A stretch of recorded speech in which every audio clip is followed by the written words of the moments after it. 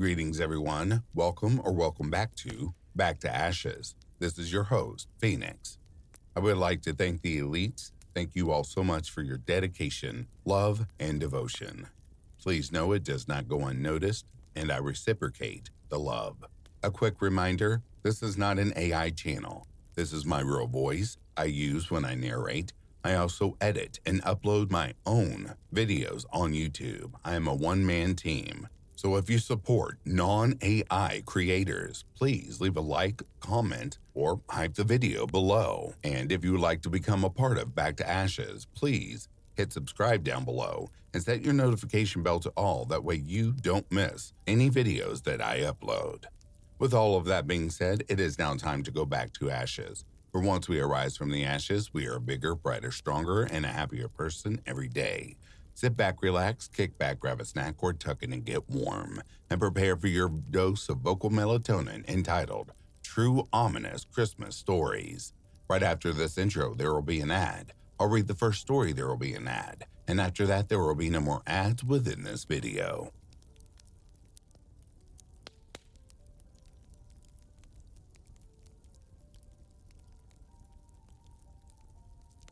I'm one of the assistant general managers of a mall here in Michigan, and last Christmas brought one of the most frightening encounters in my entire career.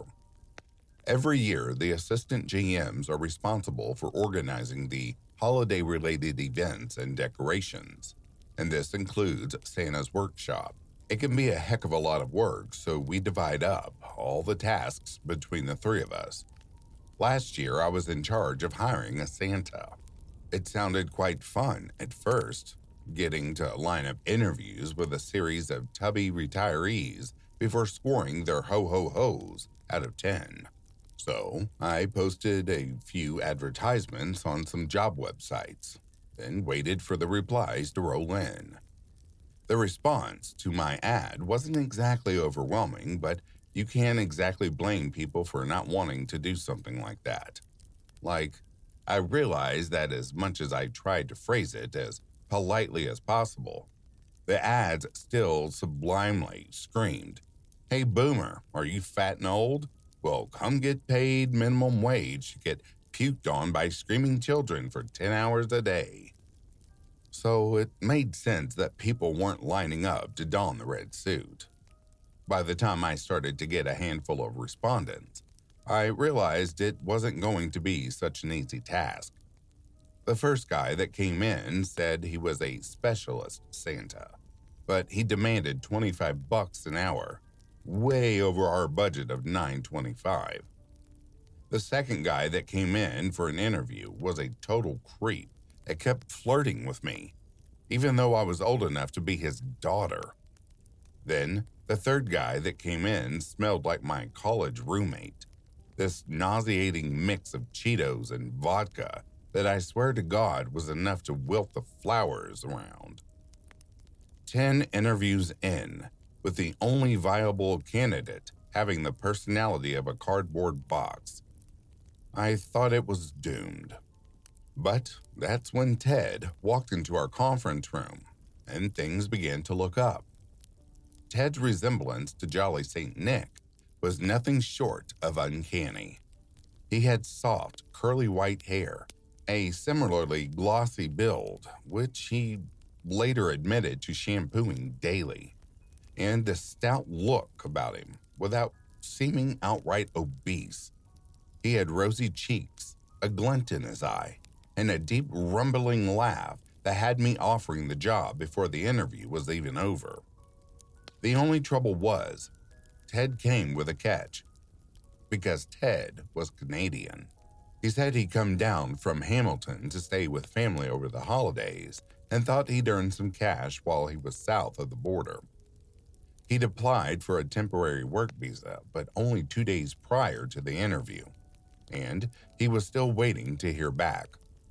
However, Ted told me he'd be happy to pass along the permit details once he got them, and he didn't mind working for free for a while, as long as we got all squared away at the end of his stay. I was more than prepared to work it like that. He didn't object to the low wage, something I had zero control over, by the way, and he seemed to relish the whole Santa look, mainly to make his grandkids happy while he was staying over.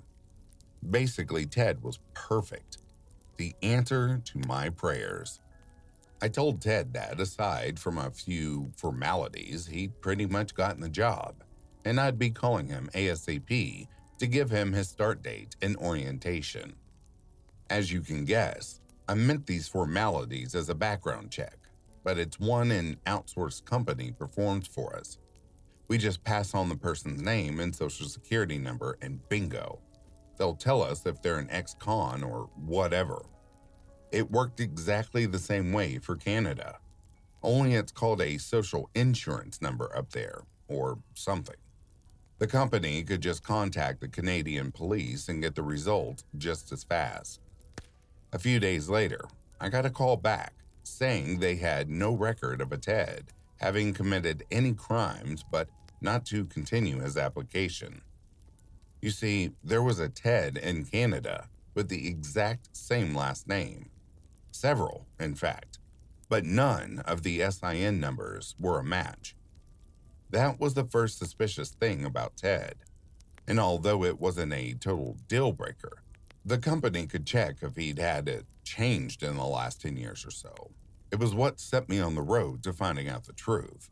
So, while I was waiting to hear back from HR, I was on a break one day, sitting in the office, and I decided to do a little digging. I felt like I was maybe overthinking things a little, that maybe all the stress and lack of sleep was making me paranoid or something. At least, that's what I told myself as I sat down at one of our office's computers and opened a web browser. For those of you that don't know, here in the United States, there are whole government-run websites dedicated to letting you know if someone is a possible convicted offender in your area. You can search by name, address, state. Hell, even you don't have to have information on your person of interest. You can just search a whole list of offenders state by state. So you can be sure someone's not on there. I couldn't recommend doing this casually, as it can be pretty frightening to see just how many people there are. But I'm honestly glad resources like that exist. Otherwise, it could put a lot of very vulnerable people in danger. So anyway, I sit down, bring up the website, and start searching. First, I type in Ted's name and get nothing back. This kind of relaxes my concern a little bit, but there was still something about Ted that seemed a little too good to be true, I guess. And a part of me just doesn't allow good to exist without condition. I sat there for 40 minutes of my 50-minute lunch break, looking at the face of every single creep in the state of Detroit.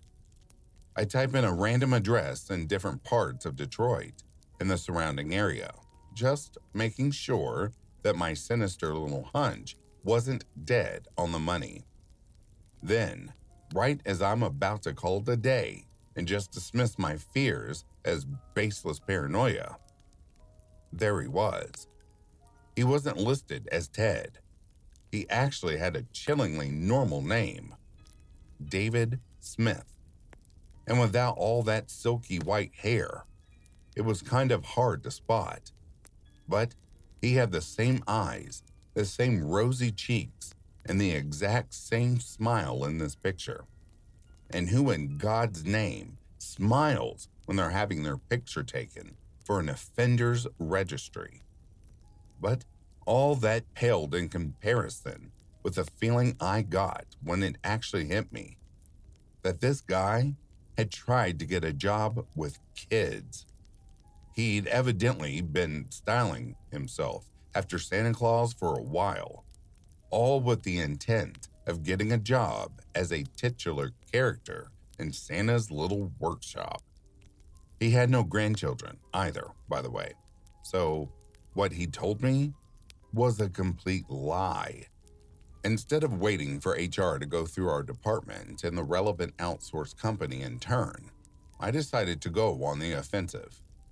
I know that was totally the wrong call, and my bosses didn't let me hear the end of it during the aftermath, but I felt personally offended. The creep had lied to my face, and I'm ashamed to say that I fell for his little act, hook, line, and sinker. I called the number he'd given me, and when he answered, I gave him the same cheerful act he'd given me the first time. I pretended everything was fine and that I just wanted to clarify a few things regarding his application. I realized in that moment that I actually wanted the whole thing to be a huge mistake. I wanted to ask him if his name was David Smith and have him be like, "What are you talking about?" Then you'd immediately get a call from HR like, "Canadian guy checks out, give him the job." But no. When I brought myself to ask him, "Hey, your name wasn't David at some point, was it?" There was just silence on the other end of the phone. Then a click as David hung up. I called the cops immediately, telling them that a David Lee Smith had breached his parole conditions by attempting to gain employment around children, which is obviously a huge violation of any offender's release conditions. I didn't hear anything else after that, not from the cops anyway, and I imagine this David Smith was rearrested and taken back to jail for attempting to pull the collective wool over our eyes. I just think how bad things could have been if I'd taken him up on his offer to work for free at first. I mean, there really should have had been alarm bells ringing from the get-go, but I was just so desperate to find someone that I didn't think properly. We found someone for the job in the end. They sucked and were super unreliable, but they had no record and gave us no causes for concern with their behavior.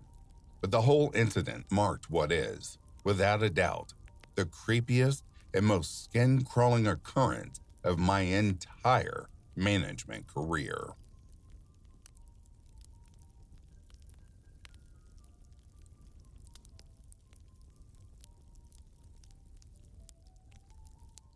I still remember the way the snow fell that December, soft and relentless, like a shroud being woven over Ellis Hollow. It was 1989, and I just turned 12, living in the house next door to the Harrises with my parents and my little sister.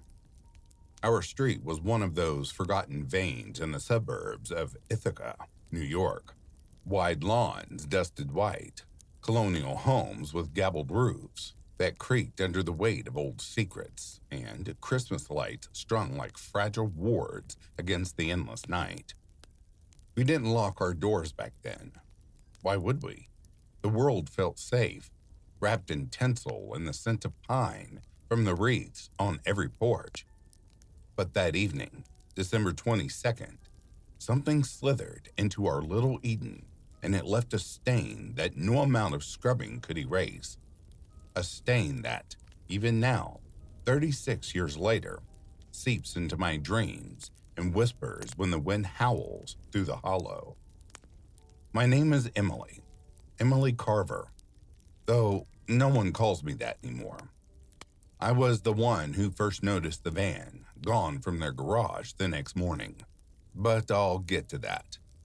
Back then, I was just a girl with braids and a habit of pressing my nose to the frosted window, watching the Harris kids chase each other in their yard.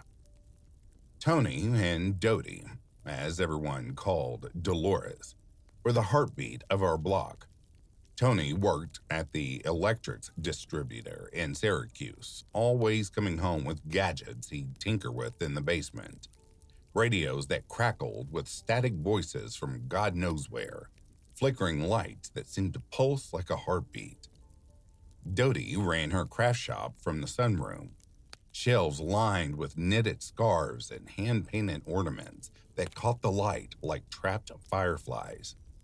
She had this laugh, warm and bubbling, that carried over the fence during her bake sales, drawing neighbors like moths to a flame. Their boys, little Tommy and Ben, 8 and 6, were whirlwinds of energy, building forts from snow and branches, their cheeks ruddy as apples. But there was always something off about that house, if you looked close enough. Not in the family, no, they were wholesome, the kind that made you believe in holiday cards coming to life. It was the shadows, the way the pines behind their property leaned in too close, their branches clawing at the sky like skeletal fingers, and the basement window, half buried in the hill, always fogged over, as if something down there was breathing heavy, watching. I'd catch glimpses sometimes when Dodie left the curtains parted, shapes moving in the gloom, not quite human, more like echoes of people who weren't there yet. Tony would joke about it. Old house settling, he'd say, ruffling my hair, but his eyes would dart away, and I'd wonder if he heard the whispers too. Faint scratches at night, like nails on wood, or a low hum that vibrated through the frost-cracked earth. That night, the air was brittle, the kind of cold that bites into your bones and makes your breath hang like a ghost. I'd been up late, wrapping presents in our living room, the radio crooning Bing Crosby's White Christmas while Mom baked gingerbread. Around 8, I glanced out the window and saw the Harris porch light flicker on. Once, twice, like a signal. Then, Dodie's silhouette in the doorway, waving someone in. A tall figure bundled in a coat that swallowed him whole, hood pulled low. I thought it was old Mr. Clemens from down the road, dropping off a pie or something neighborly. But the way the figure moved, it wasn't right. Too deliberate, like a predator gliding into a burrow. No way back, no cheerful call, just a shadow merging with the light, and then the door clicking shut. The porch bulb dimmed after that, as if the house itself had sighed and turned away. I didn't think much of it then. Kids typically don't. But sleep came uneasy, tangled with dreams of doors creaking open in the dark, of hands, cold, unyielding, reaching from under beds. Sometime after midnight, I woke to a sound, a faint pop, muffled like a firecracker swallowed by snow. Then another, and another. 4 in all, spaced just far enough to let the silence between them fester. Our dog, Rusty, whined from his spot by the heater, ears flat, hackles raised, as if he'd caught the scent of something rotten. I crept to the window, heart thudding, and peered out. The Harris house was still, but the air, it tasted wrong. Metallic, like blood on the wind. And there, in the driveway, the empty slot where Tony's brown van should have been parked. Gone, vanished into the night like a thief's promise. Morning came gray and grudging, the sun a pale smear behind clouds that wept sleet. That's when the smoke alarm started, shrill, insistent, slicing through the holiday hush like a scream. Mrs. Hargrove next door called the fire department first, her voice cracking over the phone as she babbled about that god-awful beeping like the devil's doorbell. I remember the sirens wailing up Ellis Hollow Road, red lights pulsing against the snow like open wounds. Firefighters in bulky gear stomped through the drifts, axes glinting, faces grim under their helmets. They kicked in the back door. No forced entry, the cops would say later. Just a splintered frame yielding too easily, as if the house had been waiting to be breached. They found them in the dining room, bound to dining chairs dragged in from the kitchen like props in some macabre theater. Tony first, his wrists zip-tied so tight, the plastic bit into his flesh, leaving crescent moons of blood that had dried black. His head lolled forward, a neat hole punched through his temple, the exit wound a ragged bloom at the back of his skull. Dodie beside him, her apron still dusted with flour from whatever cookies she'd been shaping, maybe for the exchange she'd planned that weekend. Her eyes were open, frozen in a plea that made the first responder retch into the snow. The boys. God, the boys. Tommy and Ben, small and crumpled, their little hands clasped as if in a prayer. But the ropes had burned away in places, revealing skin blistered and peeled like overripe fruit. Gasoline, they said, poured methodical from a can in the garage. Then a match struck slow, savoring the flame. The fire hadn't taken hold fully, thanks some cruel mercy, but it had charred them just enough to twist the scene into nightmare fuel. Charred dolls in a dollhouse, poised for eternity. No struggle marks, no overturned lamps or shattered glass. The killer had walked in like he belonged, the door left ajar, perhaps by Dodie's trusting wave, or a window cracked for fresh air despite the freeze. Frigid temperatures. They muttered at the scene, 20 below with the wind chill. But that window in the sunroom was ajar 3 inches, snow dusting the seal like powdered sugar from hell. Or maybe it was someone they knew, someone with a key, a smile, a story about a flat tire or a lost dog. The police taped it off with yellow ribbon, a garish bow around the corpse of Christmas. Red bows on the banister wilted in the heat of the blaze. Reese's peanut butter cups scattered on the coffee table, half eaten, as if the family had been laughing just moments before the darkness fell. Ellis Hollow reeled. We gathered in clumps on the street, coats pulled tight, murmuring prayers that tasted like ash. Sheriff Howard, big Tompkins County bear of a man with a mustache like frozen briars, stood on the lawn, his voice booming. Ain't had a murder here in more years than I care to count. This ain't our town. But it was, and it had festered under our noses. Dodie had organized the cookie swap just last week, her table groaning under plates of snickerdoodles and fudge. You can't imagine a grudge against them. And Peril sobbed at the funeral, her voice a raw scrape. Wholesome folks, doors unlocked, for Christ's sake. Edgar Clemens, the retired teacher who lived on our road 26 years, nodded slow, his eyes hollow. I opened my door to strangers once. Broken down cars, folks needing a phone. Won't do it again. Something's wrong here now. Something watches. The investigation clawed forward, then stalled like an engine choked on ice. Motive? None. Tony's job was steady. No enemies at the distributor. Dodie's shop thrived on goodwill, not grudges.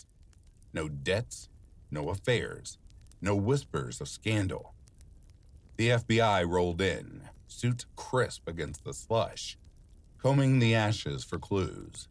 They found the van in a mall lot 10 miles out, keys in the ignition, engine cold, as if abandoned mid-flight. Fingerprints smeared but untraceable, like the killer wore gloves woven from ghosts.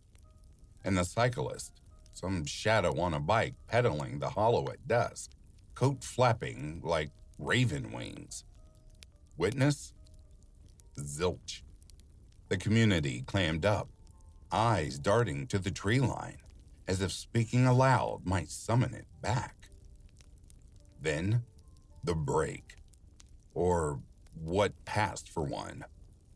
Michael King, ex-con, small-town crook with a rap sheet longer than a winter shadow.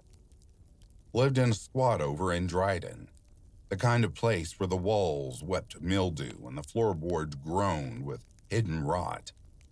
He'd done time for B&E, petty thefts that escalated to whispers of violence. Cops tracked him via a tip, vague anonymous, like a hiss in the dark. Cornered him at dawn, SWAT creeping up the stairs while the building held its breath. He answered the door with a shotgun barrel kissing his chin, eyes wild and gleaming like a polished obsidian. "Back off, pigs," he snarled, voice a gravel rasp, "or we all burn." They talked him down, or tried to. Promised a negotiator, a soft word to bridge the abyss. But King, he shifted sly as a serpent. The gun swung out, bucked once, lead sprang high, splintering the hallway mirror into 1,000 accusing eyes. Return fire stitched the air, small caliber rounds from a service pistol, pumping through his chest like judgment. But he didn't drop clean. No, he turned the barrel inward one last time, racked the slide with trembling fingers, and pulled. The shot grazed, carving a furrow along his jaw, blood sheeting hot. The cop's bullet finished it, 2 to the torso, 1 glancing the throat. Justifiable homicide, the report read. Clean as the whistle. Except for the sawed-off rifle tucked under his mattress, serial number etched like a curse. Ballistics match. The same twisted metal that spat death into the Harris' skulls. His mother, poor shattered woman, got dragged into the mall next, accused of aiding, abetting, some fever dream conspiracy spun from desperation, convicted on flimsy threads, a phone call, a vague alibi. She rotted in prison for years before the scandal broke, evidence crumbling like ash, a judge's gavel pounding her free. But by then, the damage was edged deep, a scar on the soul of Tompkins County. And the why? That's the blade that twists eternal. King wasn't a monster in the fairy tales, no cloven hooves or sulfur breath. Just a man, hollowed out by whatever demons clawed his insides. Small-time crook, they called him. But something snapped that Christmas Eve, a filament fraying in the dark. Did he know them? Crave what they had? The warmth, the light? Or was it random, a lightning strike from the void, choosing their unlocked door because it breathed invitation? The van, stolen not for escape, but what? To haul away secrets? The cyclist, was it him, pedaling slow, scouting the hollow's veins? No one saw his face, but I swear, in my fevered half-sleeps, I glimpsed him still, hood low, breath fogging the air, wheels crunching over unspoken sins. We buried them on a day when the sky hung leaden, the cemetery a white sea swallowing the procession. The caskets, 4 small hills under the frost, lowered with mechanical whirs that echoed like chains. I stood there clutching Mom's hand, the earth yawning hungry. Neighbors wept. But I felt it watching. From the pines, from the basement vents we'd never sealed. A presence, oily and patient, that had tasted blood and hungered for more. Ellis Hollow changed after that. Doors bolted double. Lights burned all night, casting long shadows that danced like accusations. I moved away at 18, fled to the city's clamor. But it follows. In every holiday jingle, I hear the pops. In every flicker of porch light, the silhouette waves me closer. Sometimes, late at night, when the wind moans through my apartment cracks, I smell it. Gasoline and charred pine, sweet and sick. And I wonder, was King the end, or just the vessel? Did something older slink from those woods, borrow his hands for a night? The case files gather dust, motive a ghost unmoored. But I know, deep in the hollow where the snow never fully melts, it waits, patient, unfed, and on December 22nd, when the world drapes itself in red and green, it stirs, whispers through unlocked doors, rides the wind on bicycle wheels, and knocks, soft as a promise, for the final visitor of your life.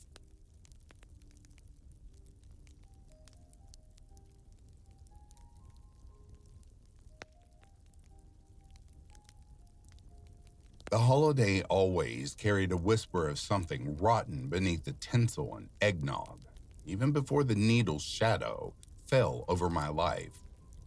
But that first Christmas as a junkie, it was a fever dream wrapped in velvet, the kind where the world tilts just enough to feel like revelation.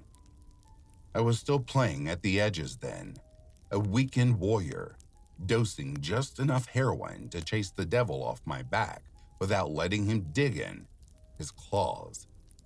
A bump here, a line there, and I'd taper off with Suboxone like some half-assed ritual, swearing to myself it was all under control. The rush was electric, a secret communion that made the lights on the tree pulse like veins under skin. Family dinners tasted sharper, laughter echoed with a hidden rhythm, and I'd stumble home to my dim apartment, the snow outside muffling the city's sins, convinced I was invincible. Who needs joy when you've got oblivion on tap? But oblivion has teeth, and they gnaw slow. What started as a weekend sacrament crept into the marrow of my days. The pinprick highs weren't enough anymore. They demanded tribute. Hobbies withered like frostbitten leaves. My guitar gathered dust in the corner, strings slack as forgotten promises. Work became a fog-shrouded slog, deadlines blurring into excuses whispered to bosses who eyed me like I was already half ghost. And family? They faded first into awkward silences over the phone, then into the void. Mom's voice, brittle as old porcelain, asking if I was okay. And me mumbling lies while my veins hummed with betrayal. The only God left standing was the one that kept the sickness at bay, that bone-deep ache, the cold sweat that slithers into your skin like a parasite waking up. Everything else? Collateral. Slowly, inevitably, it hollowed me out until the world was just a husk, and I was the thing rattling inside it. I held the line for a year, if you can call it that. A job in a warehouse, stacking boxes like some sissy fiend penance. Relationships that limped along fumes of affection and amphetamine-fueled nights. I wasn't a total ruin, not yet. But then came the breakup, that jagged fracture with the girl who'd been my anchor, the one who saw the man I pretended to be and loved him anyway. She walked out one rain-lashed night, her silhouette dissolving into the Portland gloom, and something in me snapped like a brittle twig. Dreams? Aspirations? They curdled into ash. Why fight the tide when surrender feels like floating? I told myself it was temporary, a hero's detour, a dark night of the soul that would spit me out reformed, sober, with a tale to spin over beers with old buddies. Remember that time I danced with the devil and came back laughing? Yeah, right. A few months stretched into 6 months of stolen time, each one bleeding into the next like ink in water. The early holidays weren't the abyss. They were survivable, even laced with a perverse glow. The irony of carols crooning about peace while I chased my fix like a wolf on blood. But then I cut ties with my parents, that final umbilical severing, and drifted north to Portland. The City of Roses, they called it. But in winter, it's a city of thorns, dripping with damp rot. Up here, the junkies' year cleaves in two, like some biblical curse. Summer, when the living's easy and the dope flows golden from Mexico's dry season harvest. Warm veins, mellow highs, the world softening at the edges. But winter? That's when the shadows thicken, the wet season tar arrives, brown and feeble, barely a whisper against the roar you crave. It clings to your sinuses like regret, promising euphoria but delivering only a limp nod. And the weather, Christ, the weather, turns the streets into a labyrinth of ice-slick betrayal. Snow chokes the alleys, freezing the veins of the supply chain, and dealers burrow underground like moles, their phones going silent as the frost bites. By mid-December, the air hangs heavy with unspoken dread, the kind that seeps into your lungs with every breath. Christmas looms like a specter in a red cloak, and the normals, they vanish for 24, 48 hours of forced jollity. Families huddled in glowing windows while the rest of us scuttle in the dark, stockpiling against the siege. An old hand knows the drill. Hoard cash like a miser with souls. Boost what you can from the seasonal glut of oblivious shoppers. Dealers ramp up, frantic as rats before a flood, slinging grams to tide over the damned. That's what I did that year. 15 grams of that watery winter sludge. Enough to armor me and my girl through the blackout. We scored it on the 23rd, early afternoon haze, her fingers laced in mine as we handed over the crumpled bills. Back in my shoebox apartment, peeling wallpaper, the faint reek of mildew and regret, we divvied it up. A quick hit to blunt the edges of withdrawal, that sweet surrender washing over us like black honey. She headed to her waitress shift, hips swaying in that threadbare skirt, promising to be back by midnight. I trudged to the warehouse, the baggies burning a hole in my pocket like contraband talisman. Home by dark, the ride from a coworker who'd eyed my jittery grin with vague suspicion. The building loomed, its brick facade scarred by graffiti that looked like half-formed curses in the sodium lamplight. Up the creaking stairs, keys scraped the lock like nails on bone. The apartment swallowed me whole. Empty, yes, but that was the rhythm of our lives. Her shifts bleeding into mine. I collapsed onto the sagging couch, the springs groaning like a dying breath, and reached under for the wooden box. Our reliquary carved with faded roses that mocked the city's name. I flipped it open on the coffee table, scarred by 1,000 rituals. Expected the 5 little baggies to wink up at me like obedient imps. Nothing. Just shadows pooling in the velvet lining, a void that stared back with accusatory hunger. My pulse stuttered, a bird trapped in my chest. Mistake. Had to be. Maybe she'd hidden it. Cops prowling the lobby earlier, their cruisers idling like predators, blue lights fracturing the rain-smeared windows. Or consolidated into a fat baggie, trading the empties for quick cash. Junkies pay premium for the illusion of abundance. fingers trembling as they scrape residue from cellophane ghosts. Pathetic. The webs I spun in those first numb minutes. Denial coiling around my throat like smoke. But the truth clawed through. $300 worth of our lifeline vanished. And not just the dope.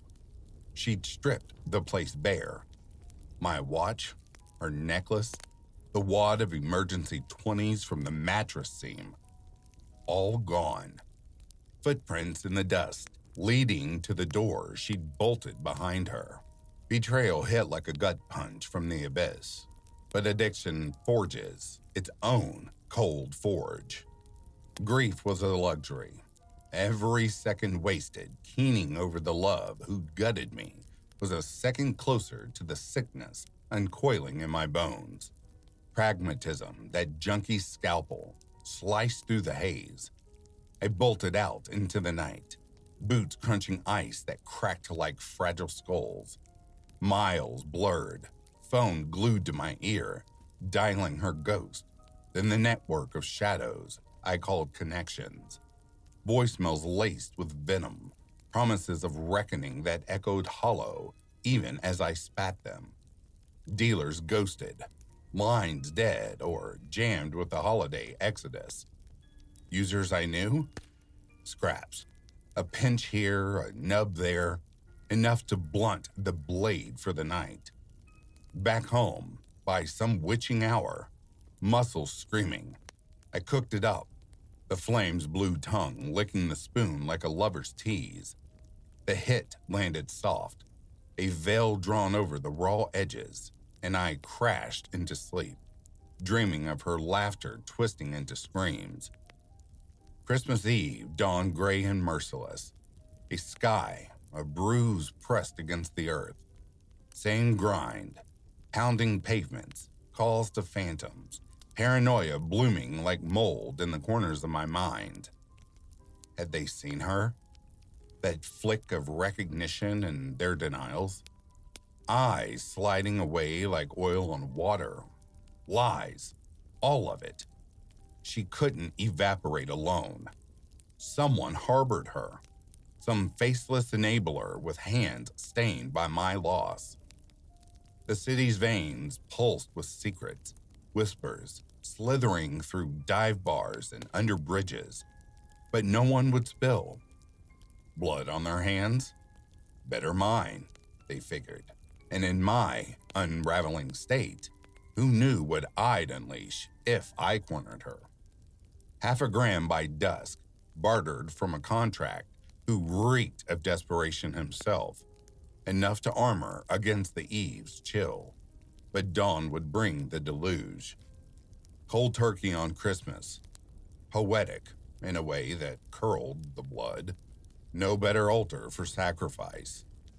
Opiates dull the soul's edges, you see.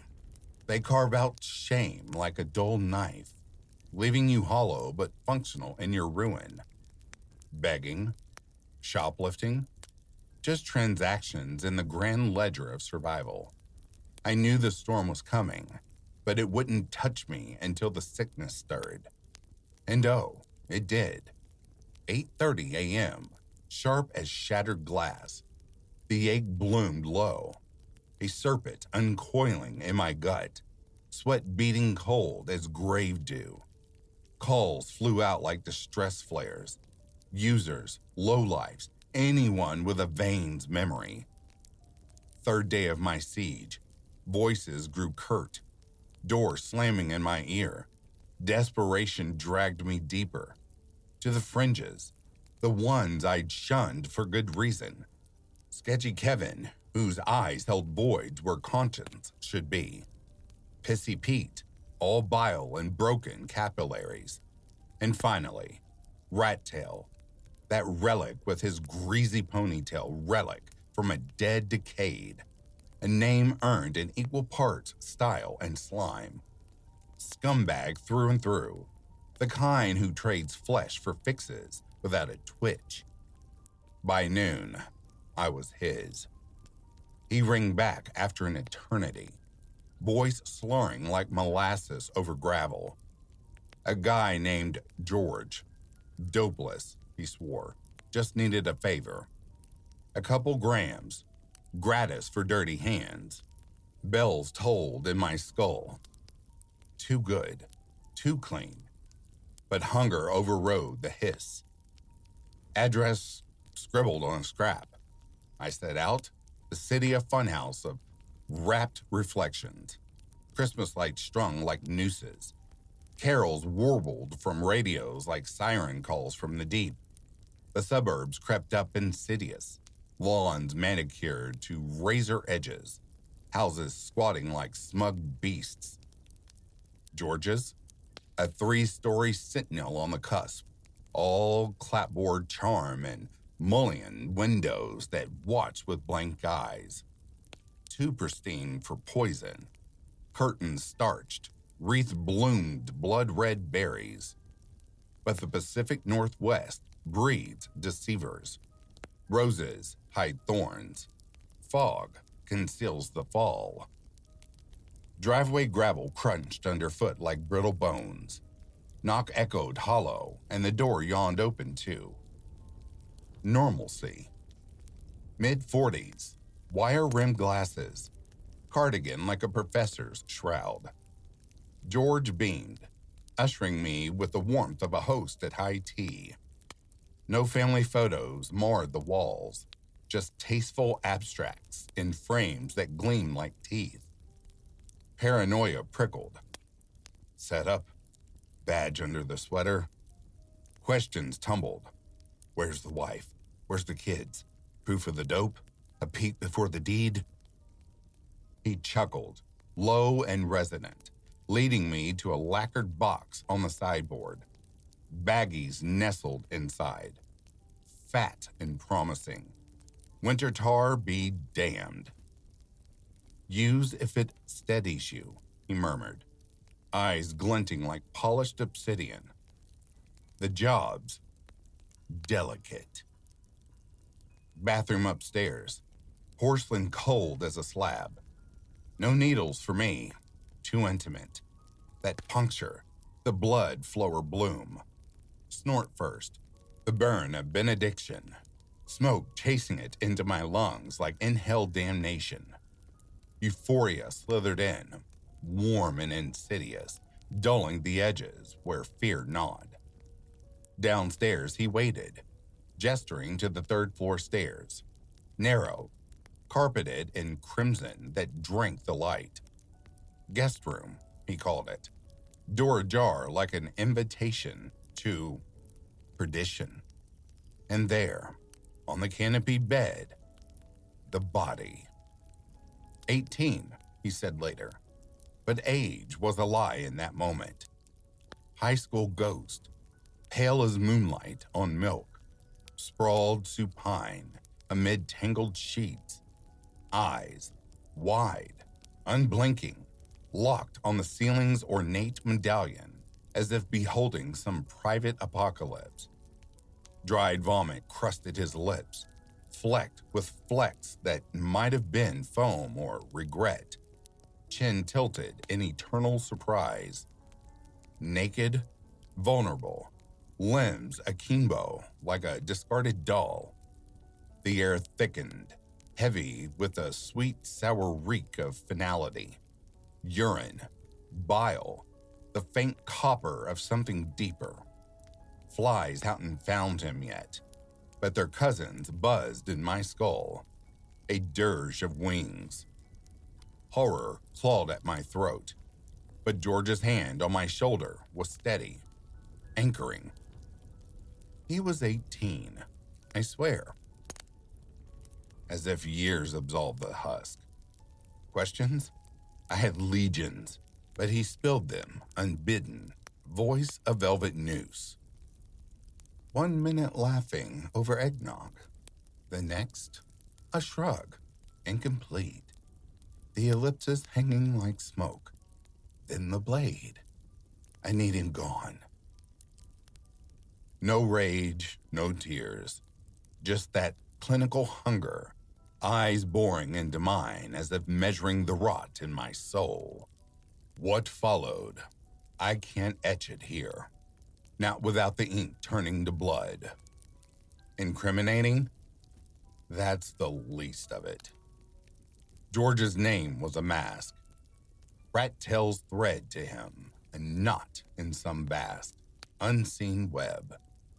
Was it accident, that boy's end? Overdose, veiled as holiday cheer? A misjudged line or pill slipped into the punch? Or something darker, a ritual gone awry in this too-perfect house where the walls seemed to lean in, listening? I helped. Oh God, did I help. Hands slick with purpose, the dope's haze a calibrator. Wrapped him in plastic that crinkled like whispers, hefted him into the trunk of a sedan that purred too quietly. The woods beyond the suburbs swallowed him easy, ground soft with December's tears, a shallow scar in the earth like a wound half healed.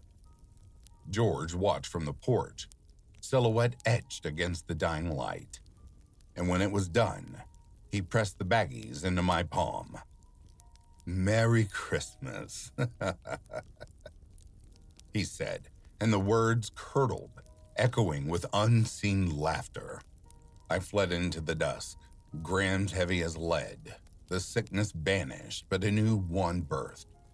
Something feral, gnawing at the bars of my ribs. Back in the apartment, hits chased each other into oblivion. But sleep? It fractured into shards. The boy's eyes, unblinking in the rear view. George's smile stretching too wide. Footsteps in the hall that never quite reached the door. Days blurred, the holiday blackout lifting like a shroud. But the scar festered. Cops never knocked. No sirens wailed my name. No headlines screamed of the vanished teen. George? A ghost himself. A dress dissolving into bureaucratic fog when I dared search later. Rat tail? Vanished into the underbelly. His number a dead line buzzing with static that sounded like breathing. Rock bottom? That was the crater. But the fall lingered. Another year I clawed through the muck, fixes fueling the denial, each nod a step deeper into the mire. Quitting came savage, sweats that wrung me like a rag, bones aching like they'd been flayed. Nights were shadows, writhed with accusation. I craved absolution, to dredge that boy's resting place, whisper apologies to the ferns that cloaked him. But cowardice chained me. The map in my mind was fogged by dope dreams, details slippery as eels. Worse, facing the ledger of my years, thefts, lies, souls trampled in the spirit for the next bag. This, then, in my confessional scrawl, etched in the quiet hours when the city holds its breath, heeded not as plea, but portent. Don't barter your soul for the fleeting. Be it powder, promise, or power. Conscience, innocence, they're flames you can't rekindle once snuffed, leaving you adrift in the cold draft of what you've wrought. And ghosts? They're as real as the chill that prickles your neck in empty rooms. Not sheets and chains, no, but echoes etched in flesh. That boy, naked and staring, puke flecked and forsaking, he visits every Christmas. In the flicker of tree lights that twist like veins, in the carols' hidden dissonance, in the mirror's fogged reflection where eyes widen, unblinking behind my own. He haunts the hollows, a silent sentinel reminding me, some graves you dig yourself, and the dirt tastes of ash forever.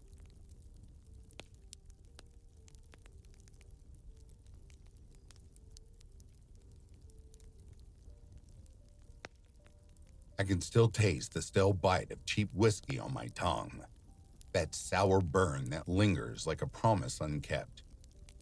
It was 2 weeks before Christmas, 1992, and Dayton's streets were already draped in that false cheer, twinkling lights strung like nooses across the lampposts, the air thick with the scent of pine and desperation.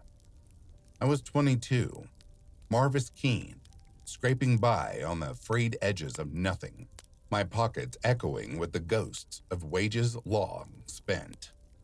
That's when I met her, Laura Taylor, 16 years old, with eyes like shattered glass, sharp enough to cut through the fog of a bottle and into your marrow. She'd been tossed out by her parents like yesterday's trash. No job, no anchor, just a wild hunger that mirrored my own.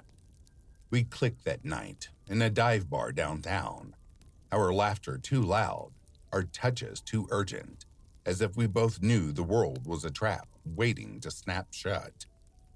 From that moment, we were inseparable, bound by the kind of codependence that feels like fate but reeks of doom.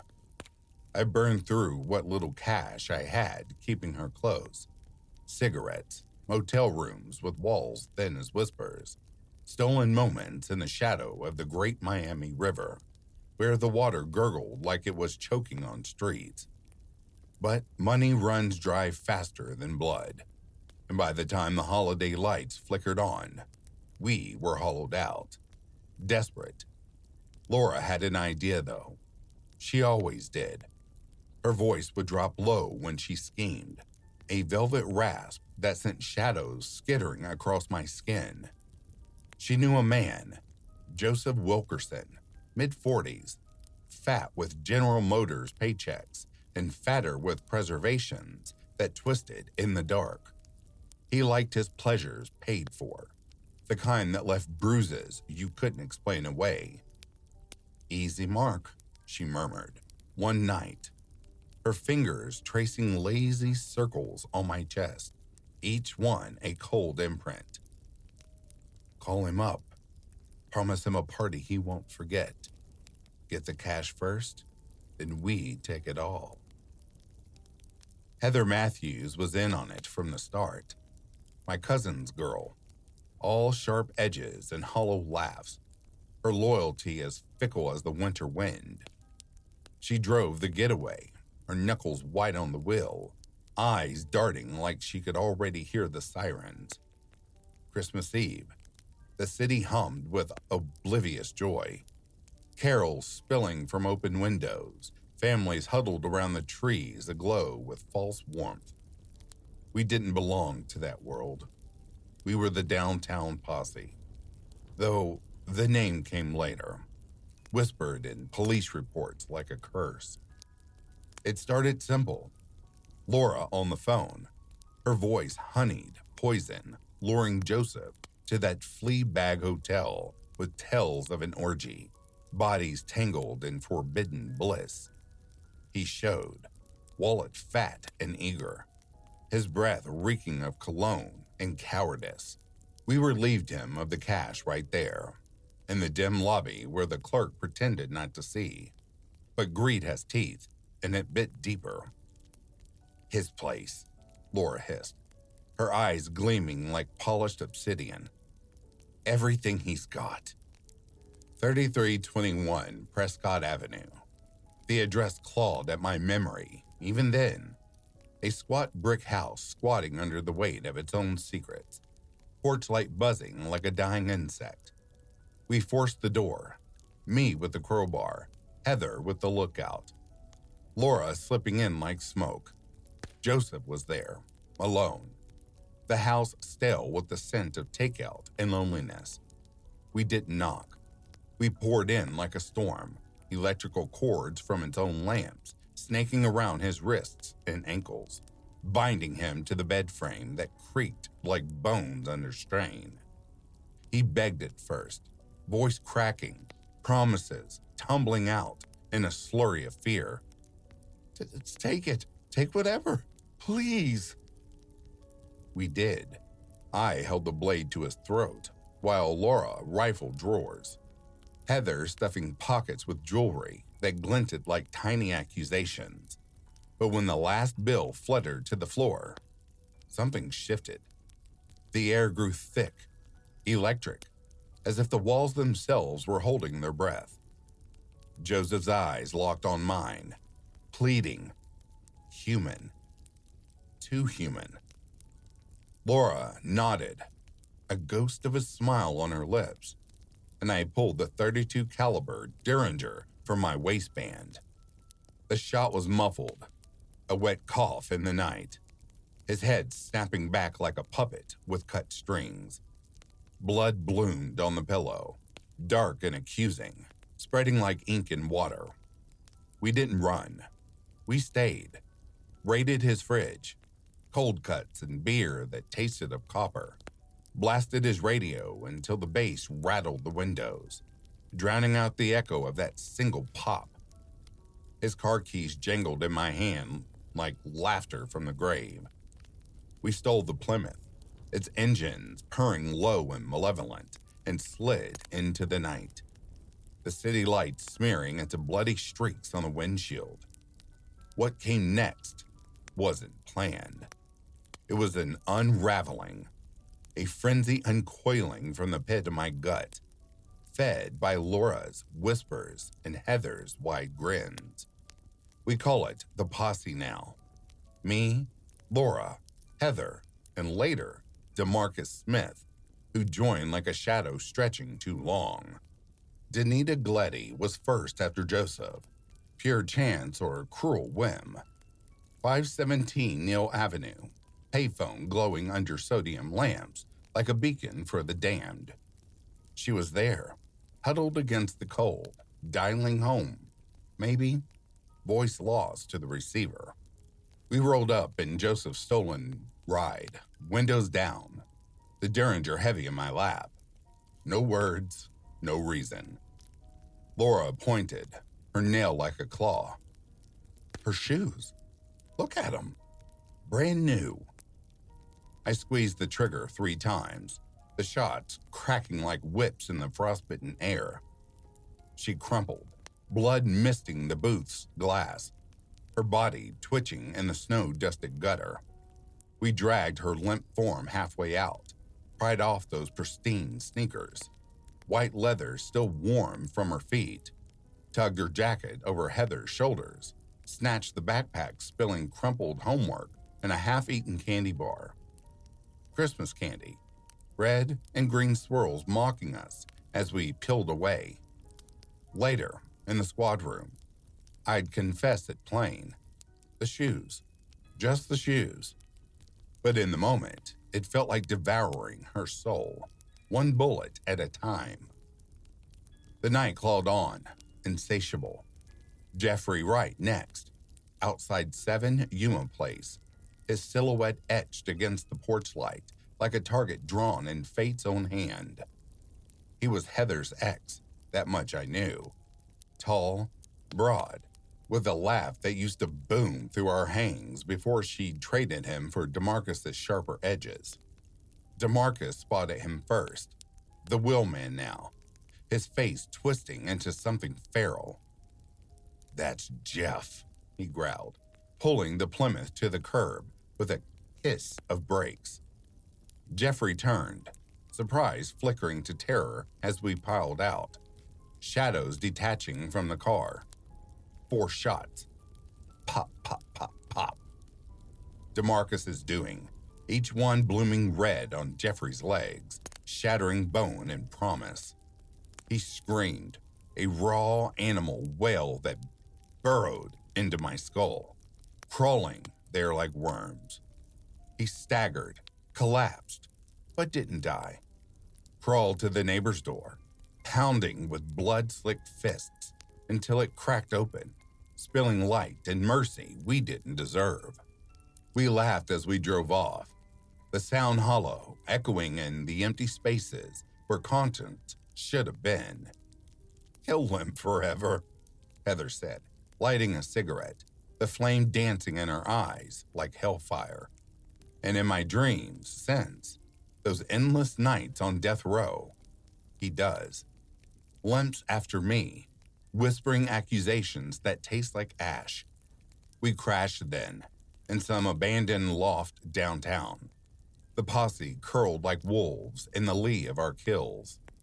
Sleep came in fits, haunted by the phantom itch of Joseph's blood under my nails. Danita's sneakers dangling from the rear view like guardians of the damned. But dawn brought no redemption, only hunger renewed. Christmas Day, 1992. The sun a pale smear on the horizon, mocking the tinsel-choked trees where children tore at wrapping paper, oblivious to the rot festering blocks away.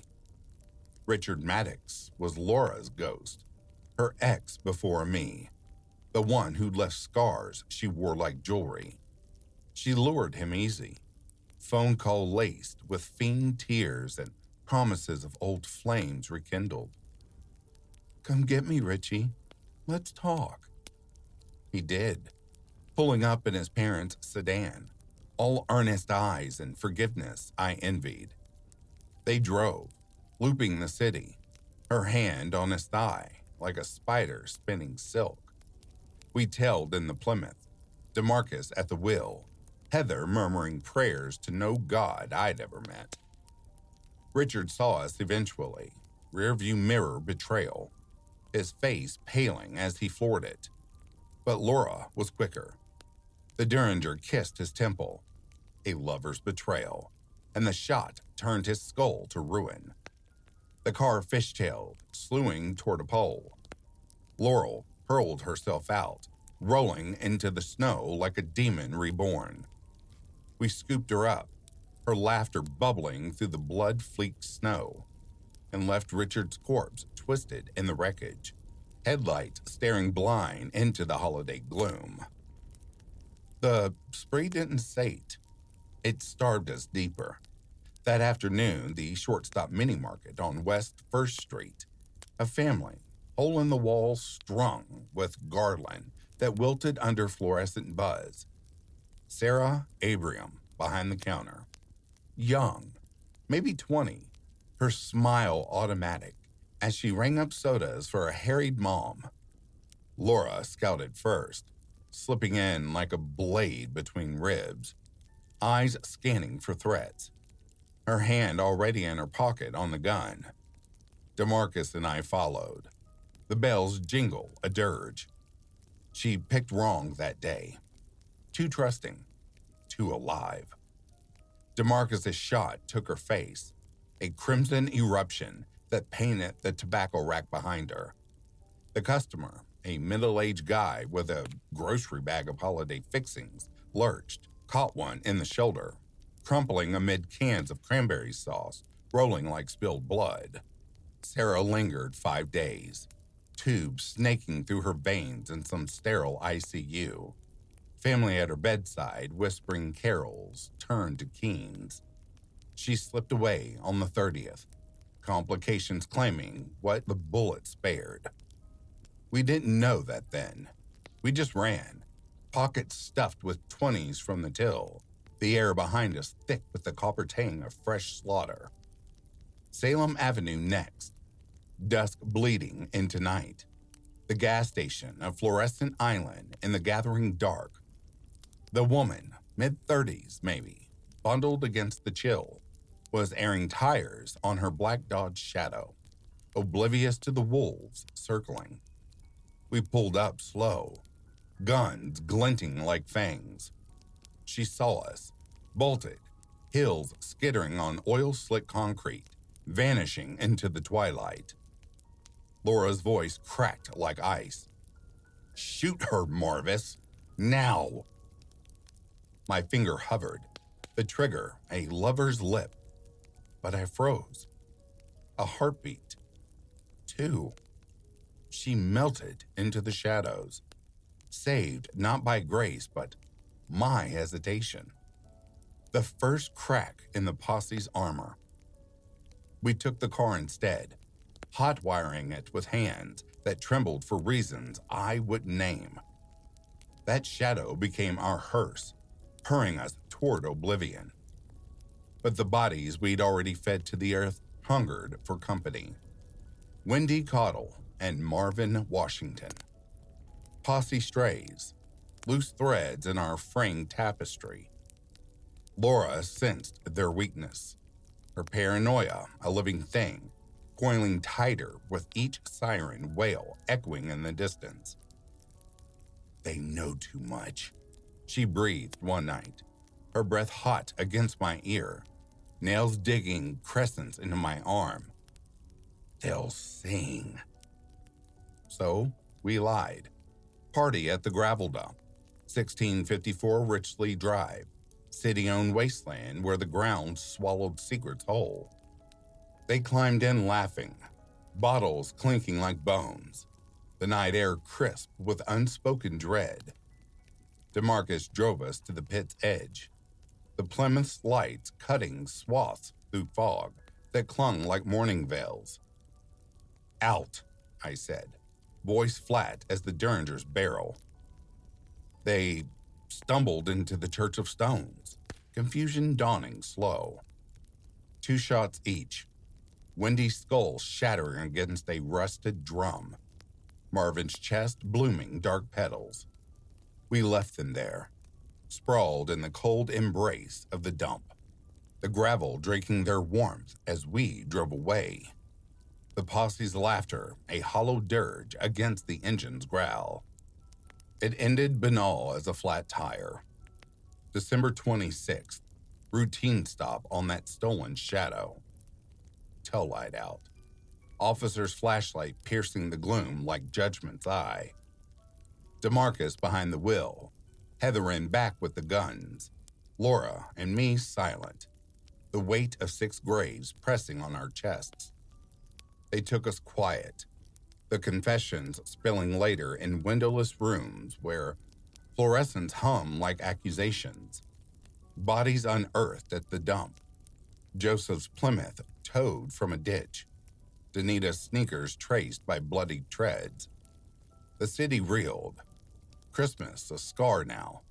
Families shattered around trees that mocked their grief. Festive time. They said on the news. Eggnog and lights, yet here we were. The posse, painting downtown red with something far from holly. Laura got life, her eyes still shattering glass in my last dream. DeMarcus and Heather twisted in cages, their echoes fading.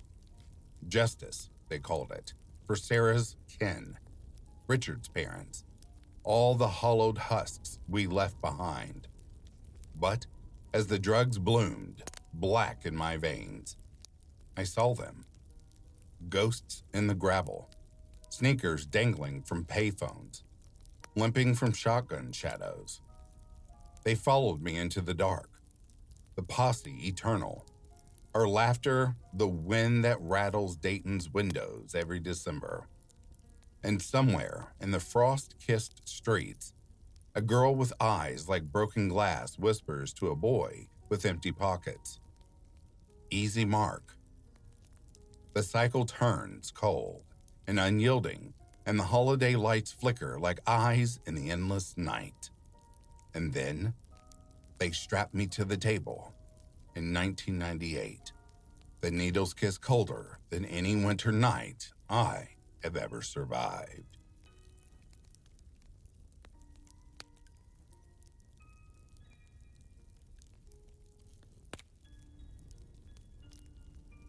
And that, dear listeners, brings a close to these true ominous Christmas stories.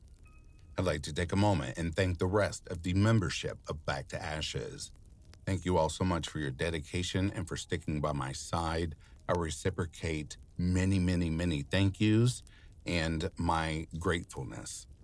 I always say, if I don't have you, I don't have a voice, and this channel wouldn't exist, and I'd be sitting here talking to myself. So thank you so much for your loyalty. If you're sleeping, I hope Slumberland is treating you comfortably. If you're awake, I hope you've enjoyed these collections.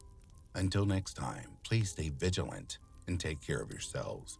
I'll be reading to you soon. Have yourselves a good morning, a good afternoon, or a good evening. Peace, love, and light to you all.